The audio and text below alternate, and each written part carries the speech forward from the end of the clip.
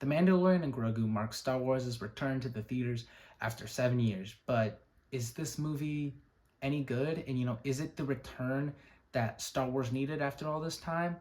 That's what I'm gonna talk about today, and I'm gonna keep this video spoiler free. But honestly, there's not much spoilers in this movie. Nothing much I can say that'll spoil it. But I also do want to show. I went to AMC to see the movie, and I got this. They were giving away these cards from the movie. It's a Grogu. I'm not sure if they're handing the same out to everyone. I went with my mom and we got the same exact cards, so not sure, but it's pretty cool that they're handing these out. So jumping right into it, Jon Favreau directed this movie, and as I said, it's been 7 years since The Rise of Skywalker, 7 years since Palpatine somehow returned. So this movie had a lot to live up to, and I think that actually making it a movie instead of another season of the show was the smart move. It streamlined the plot in a way that I think is more effective than what the show could have done.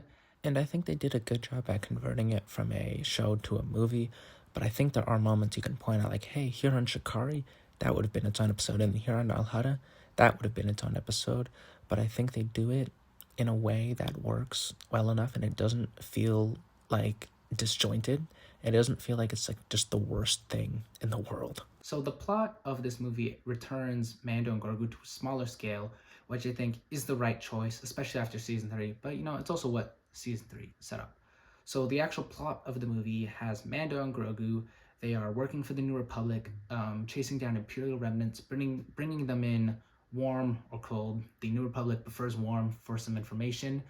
And so they complete a mission at the beginning of the movie, and then now Colonel Ward, which is Sigourney Weaver's character, and honestly, I didn't know her name till after I watched the movie, but she gives them a mission to go after this Imperial warlord named Coin, and they don't know what he looks like, but the Hutts know who he is. So they have to work for the Hutt twins, Mando and Grogu, to find out the information on Coin, and that leads them to the moon of Shikari, where they are going after Rhoda the Hutt from the Clone Wars movie.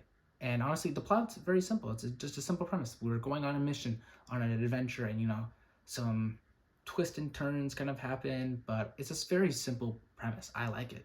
Zeb from Rebels is also in the movie, but honestly, he really doesn't do much. He shows up, he's gone. He shows up, he's gone. He shows up, and he's gone. I'm not sure why he's here, honestly. It just feels like he's here just for the sake of it. He's like, hey, what's a character we can put in that people know if they're big Star Wars fans? We'll throw Zeb in there. It just feels like he's there just for the sake of it. We also get Rhoda the Hutt, as I said, or Rota, as they say in the movie. It's cool to see him back from the Clone Wars movie. It's funny to think, how he's super jacked.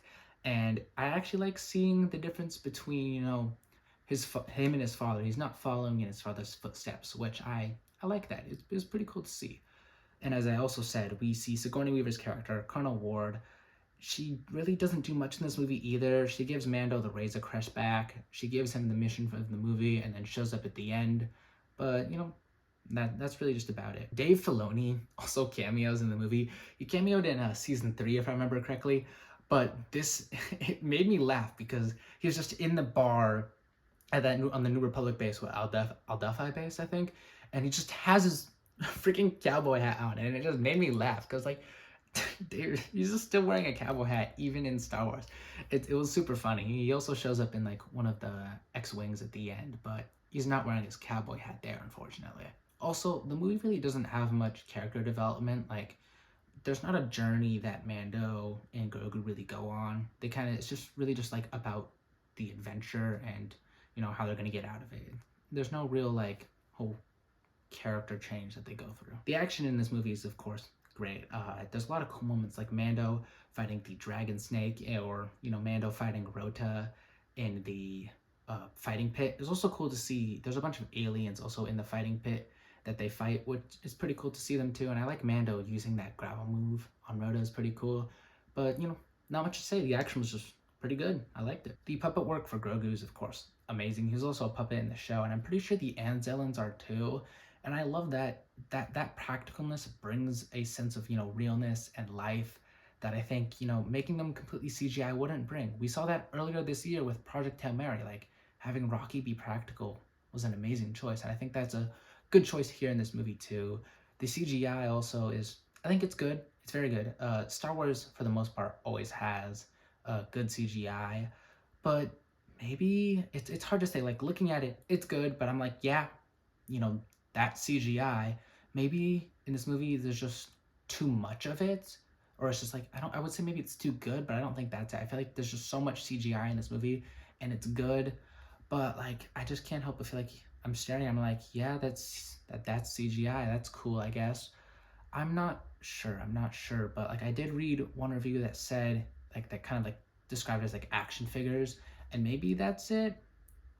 I'm still not too sure. The acting in this movie is great, of course. Pedro Pascal has a great voice for Mando, and maybe it doesn't come off as cold or as cool as it did in season one.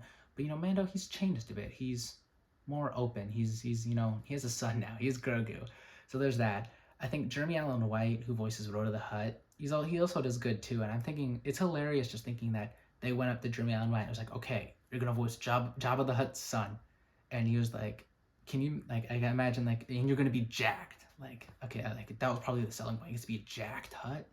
I don't know, but it's funny to think about. It was genuinely great to hear the Mando theme, played in the theater, played on the big screen. It got a smile out of me. It's just such an amazing theme, and there's another really cool song in this soundtrack. It's called Chakari, named after the moon in this movie.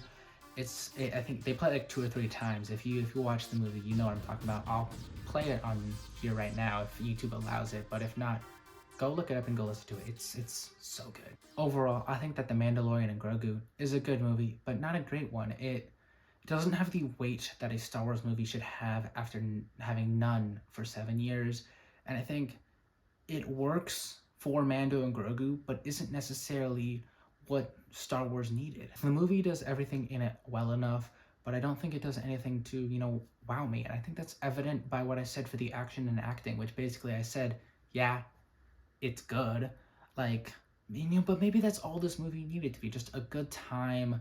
And as I said, I think that works for Mando and Grogu, but it's not what Star Wars needs after 7 years.